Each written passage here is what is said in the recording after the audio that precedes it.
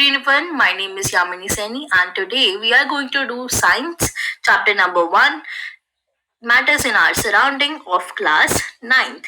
Today we will move towards the introduction. So introduction, what is matter? Matter is anything that occupies space and has mass. उसको हम matter कहते हैं जिसके पास अपना space होता है, अपनी मास होता है. Now let us come to the properties of matter.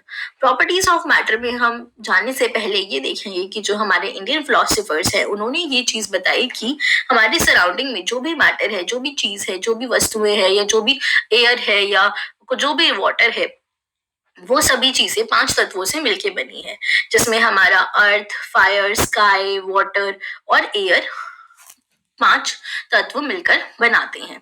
साथ ही साथ हम ये देखेंगे कि जो साइंटिस्ट है उन्होंने क्लासिफिकेशन करने के लिए यानी कैटेगराइज करने के लिए मैटर को दो भागों में बांटा है, जिसमें से पहला है फिजिकल प्रॉपर्टीज, दूसरा है केमिकल प्रॉपर्टीज.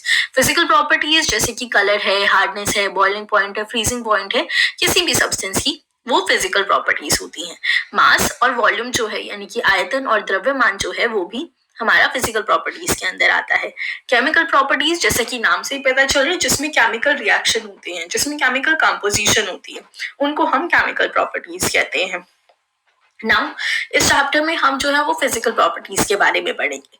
तो फिजिकल प्रॉपर्टीज जो है उसमें हमारे पास पहली जो कैरेक्टरिस्टिक है वो है कि matter is made up of particle. जो मैटर है वो पार्टिकल से मिलकर बना होता है. इसको जानने के लिए हम एक एक्टिविटी परफॉर्म करेंगे. इस एक्टिविटी में हमें क्या करना है कि 100 ml बीकर लेना है. उसके अंदर हम जो वाटर लेवल है वो मार्क करेंगे, सॉल्ट और शुगर मिक्स करके देखेंगे और फिर हम इसको ऑब्जर्व करेंगे. What do you think has happened to the salt? जो सॉल्ट है वो वाटर में डिसॉल्व हो जाएगा. Then where does it happen और इट डिसअपियर? जो पार्टिकल्स ऑफ सॉल्ट है वो फिल हो गए हैं gaps between the particles of water. दोनों के जो पार्टिकल्स हैं वो आपस में मिक्स हो गए हैं. Then does the level of water change? जो वाटर का लेवल है क्या वो चेंज होगा? नहीं, वाटर का लेवल चेंज नहीं होगा. तो इस एक्टिविटी से हमें ये देखने को मिलता है कि जो मैटर्स हैं वो मेडअप होते हैं स्मॉल पार्टिकल से, और साथ ही साथ जो स्पेस होता है उनके बीच में वो एक दूसरे से मिक्सअप होने में मदद करते हैं. आप इस एक्टिविटी को घर पे भी ट्राई कर सकते हो. एक ग्लास में आप चीनी मिक्स करके देख सकते हो और उसके वाटर के लेवल में चेंज आता है या नहीं ये एक्सप्लोर कर सकते हैं. Now let us come to the second activity which we have. Second activity जो है वो हमारे इस प्रिंसिपल पे है कि particles of matter have space between them. जो पार्टिकल्स ऑफ मैटर है उनके पास स्पेस होती है. तो सबसे पहले हम पोटेशियम परमैंगनेट के 2 से 3 जो क्रिस्टल्स हैं वो लेंगे. पोटेशियम परमैंगनेट जो है एक पर्पल कलर का देखने को मिलता है हमें, और जो उसे हम डिसॉल्व करेंगे 100 ml वाटर में. फिर उस मिक्सचर में से हम 10 ml जो सोल्यूशन है वो निकाल के 90 मिलीलीटर जो हमारा क्लीन वाटर है उसके अंदर मिक्स करेंगे. सेम फिर अगेन हम इस मिक्सचर में से 10 मिलीलीटर निकाल के हम again 90 millilitre of clean water के अंदर मिक्स करेंगे. सेम प्रोसेस हम बार बार करते जाएंगे 5 से 8 बार. Is the water still coloured? तो हम क्या ऑब्जर्व करते हैं कि जो वाटर है उसका कलर अभी भी चेंज हो रहा है. तो ये इससे हमें क्या पता चलता है कि जो मैटर के पार्टिकल्स हैं वो बहुत ही ज्यादा स्मॉल है और वो वाटर के अंदर अच्छे से स्प्रेड हो जाते हैं. तो इतने ज्यादा स्मॉल होते हैं कि हम उसे पता भी नहीं कर पाते हैं कि अच्छा मतलब हम देख भी नहीं पाते हैं. This is beyond the imagination. Okay, now let us move to the another activity. अब हम अगर हम कोई भी अनलिट इंसेंस स्टिक है यानी कि माचिस की तिल्ली है जो कि बिना जली हुई है, उसको स्मेल करने के लिए हमें उसे काफी क्लोज जाना पड़ता है. पर अगर हम उसी इंसेंस स्टिक को जला दे, उसी माचिस की तिल्ली को अगर हम जला दे तो हम कितनी दूर तक जो है उसकी स्मेल को सेंस कर सकते हो. इस चीज से हमें क्या पता चलता है? इससे ये पता चलता है कि जो पार्टिकल्स ऑफ मैटर है वो कितने ज्यादा स्मॉल है और कितने ज्यादा कॉन्टिन्यूसली मूविंग है. क्यों, कैसे मूविंग है? उनकी इस प्रॉपर्टी को हम कहते हैं कि इनके पास काइनेटिक एनर्जी है, तभी वो मूव कर पा रही हैं. तो ये जो डिफ्यूजन हो रहा है एयर में इंसेंस स्टिक के पार्टिकल्स का, वो हमें दूर से ही पता लगा देता है कि यहाँ पे कुछ ना कुछ तो जल रहा है। सो नाउ ये सेम एक्सपेरिमेंट जो है आप अपने घर में भी देख सकते हो अपनी डेली लाइफ में। जैसे जब भी किचन में कुछ भी डिलीशियस सी थिंग बनती है तो आपको बाहर से ही पता चल जाता है कि आज तो कुछ टेस्टी बना है। तो वो कैसे होता है कि जो फूड के पार्टिकल्स हैं वो एयर के साथ मिक्सअप हो जाते हैं और जो उसकी स्मेल है वो आपको दूर तक ही, गेट के बाहर तक ही आ जाती है। Similarly let us move to the next activity. In this activity 1.4 आपको क्या करना है कि एक में तो आपको कोई भी इंक लेनी है एक बीकर में, दूसरे बीकर में आप लेंगे कोई भी हनी ले सकते हैं। तो जब आप उसे जब मिक्स करने की कोशिश करेंगे, जब आप उसे पोर करेंगे तो आप देखेंगे कि जो इंक है वो थ्रेड फॉर्म करके, थ्रेड जैसा स्ट्रक्चर फॉर्म करके थोड़ी देर बाद जो है पूरा का पूरा जो वाटर है वो इंक के कलर का हो गया है। देन अगर आप हनी के बारे में देखेंगे तो जो हनी है वो नीचे जाके सेटल डाउन हो जाएगा। ऐसा क्यों हुआ? क्योंकि जो हनी है उसकी डेंसिटी बहुत ज्यादा है, किससे? जो वाटर है उससे बहुत ज्यादा है, जिसकी वजह से वो डायरेक्टली नीचे जाके जो है वो बैठ गया है। और ये इससे हमें क्या पता चलता है कि जो पार्टिकल्स ऑफ मैटर है वो कॉन्टिन्यूसली मूविंग है, हमेशा मूव करते रहते हैं, जिसकी मदद से वो वाटर के अंदर मिक्स हो जाते हैं। Now let us move to the activity 1.5. In this activity again हमारे पास जो कॉपर सल्फेट है वो लेंगे हम। उसके अलावा आप जो है वो डिटॉल भी यूज कर सकते हो, पहले वाले एक्सपेरिमेंट में भी। यहाँ पोटाशियम परमैंगनेट का भी इस्तेमाल कर सकते हैं। तो इसमें हम एक ग्लास में हॉट वाटर लेंगे, एक ग्लास में कोल्ड वाटर लेंगे और दोनों में ही कॉपर सल्फेट का जो क्रिस्टल है उसको डालेंगे।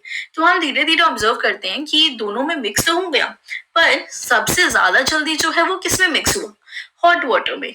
और इसके पीछे क्या कारण है, क्या मिस्ट्री है इसके पीछे? इसके पीछे ये मिस्ट्री है कि जब भी अगर हम टेम्परेचर इंक्रीज करते हैं तो जो रेट ऑफ मिक्सिंग है वो भी इंक्रीज होता जाता है। यानी जितना ज्यादा टेम्परेचर उतनी ज्यादा जल्दी मिक्सिंग होगी। इसीलिए आपने देखा होगा कि जब भी हम दूध में, अगर हम गर्म दूध में चीनी मिक्स करते हैं तो वो जल्दी होती है एज कम्पेयर टू ठंडे दूध में अगर हम चीनी मिक्स करते हैं तो। Now let us move ahead.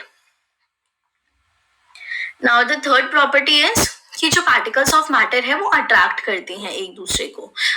हम किस तरह से समझ सकते हैं? In this we can see कि हमारे पास एक एक्टिविटी है जिसमें हम क्या करेंगे, अलग अलग ग्रुप बनाएंगे, 4 ग्रुप बनाएंगे। एक ग्रुप जो है वो जिस तरह से इडुमिश्मी डांसर्स हैं उन्होंने पिक्चर में पकड़ा हुआ है एल्बो से, आर्म से, उसी तरह से हम पकड़ेंगे। सेकंड ग्रुप जो है वो ह्यूमन चेन बनाएगा, हैंड्स को होल्ड करेगा।